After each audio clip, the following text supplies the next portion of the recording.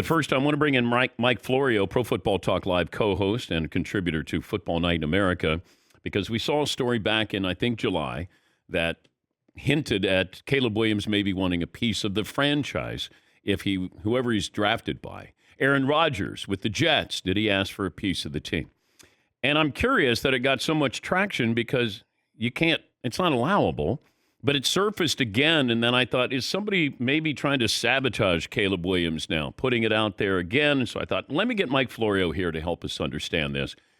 Go back to the story, the genesis of it, and how we got to this moment now with Caleb Williams, Mike.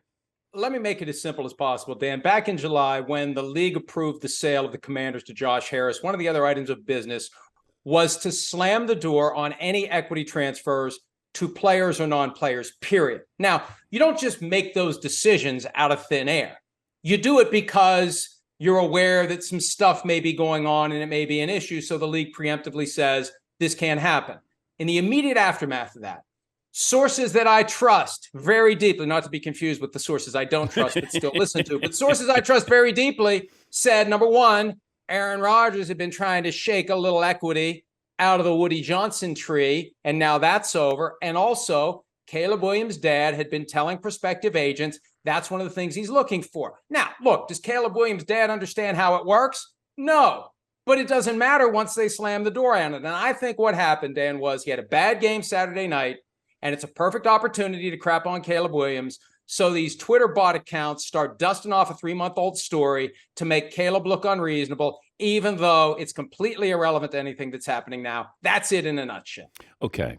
Is Caleb Williams saying there's only 5 teams that he would want to play for? Is that true?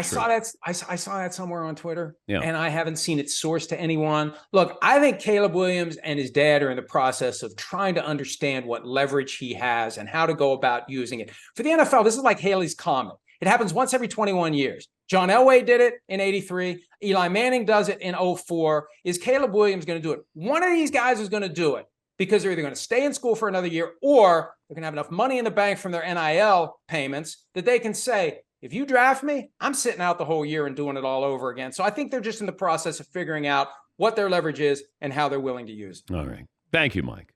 See ya. That's Mike Florio, Pro Football Talk Live co-host.